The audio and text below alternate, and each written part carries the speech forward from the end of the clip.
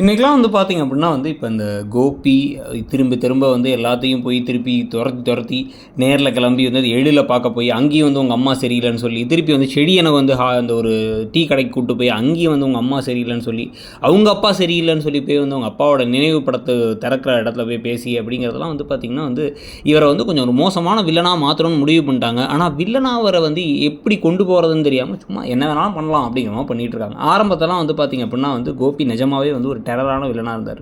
வீட்டுக்குள்ளே இருக்கும் போதும் சரி, ராதியா கூட ஒரு அஃபேர் வந்து அது வீட்டுக்கு தெரியக்கூடாதுன்னு பிரித்து விட்றதுக்கு ட்ரை பண்ணும் போதும் சரி, நிறைய விஷயங்களை பிளான் பண்ணி பண்ணுவார், எல்லாம் பண்ணுவார். அது இயல்பாகவும் இருந்துச்சு. இப்போ வந்து ஃபோர்ஸ் பண்ணி இவங்க அம்மாவையும் வெறுக்கிறாருன்னு கதையை கொண்டு போயிட்டா இவங்க அம்மாவை ஜெயிலில் போடுற அளவுக்கு நிலைமையாகி இவர் தான் வந்து கடத்தில் கூண்டில் ஏறி வேறு அவங்க அம்மாவுக்கு எதிராக வேறு பேசினார். பேசிட்டு இப்போ நான் என்ன செஞ்சேன்னு என்ன வெறுக்கிறீங்கன்னு கேட்குறாரு.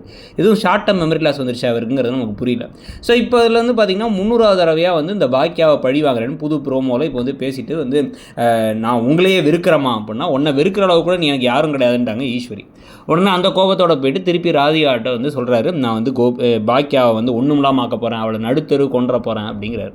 அதுக்கு என்ன பண்ண போகிறாரு, அந்த ஹோட்டல் விவகாரத்தை திருப்பி கையில் எடுத்து அவங்களை ஹோட்டலை காலி பண்ண வைக்கிறதும், இப்போ ஆல்ரெடி வந்து எழில் வீட்டை விட்டு போன மாதிரி செடியனையும் வீட்டை விட்டு போக வைக்கிறதும், இல்லை செடியனுக்கு வந்து வேலை இல்லாத போது இவர் ஏதாச்சும் பண்ணி செடியனை அப்படியே அவர் பக்கம் இழுத்துக்கிறது, இந்த மாதிரி ஏதாச்சும் விஷயங்களை பண்ணி கொஞ்சம் கொஞ்சமாக வந்து பாக்கியாவை கஷ்டப்படுத்தி அப்புறம் அதை மீண்டு வந்து எப்படி பாக்கியா திருப்பி மேலே வராங்கன்னு கதையை கொண்டு போகிற மாதிரி கதையை கொண்டு போக போகிறாங்க.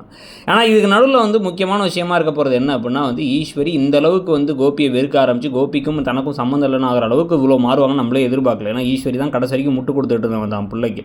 இப்போ அவங்க வந்து முடிவெடுத்து இப்போ பழனிசாமி கூப்பிட்டு வச்சு கல்யாணம் பண்ணலாங்கிற ட்ராக்கை கண்டிப்பாக வரதுக்கான வாய்ப்புகள் அதிகமாகிட்டே இருக்குது. அதனால தான் பழனிசாமி இந்த வீட்டில் வந்து இறுதி காரியங்களில் கூட இந்த குடும்பத்தோட ஒரு ஆளாக தான் கூட நின்று எல்லாத்தையும் பண்ணிருந்தார்.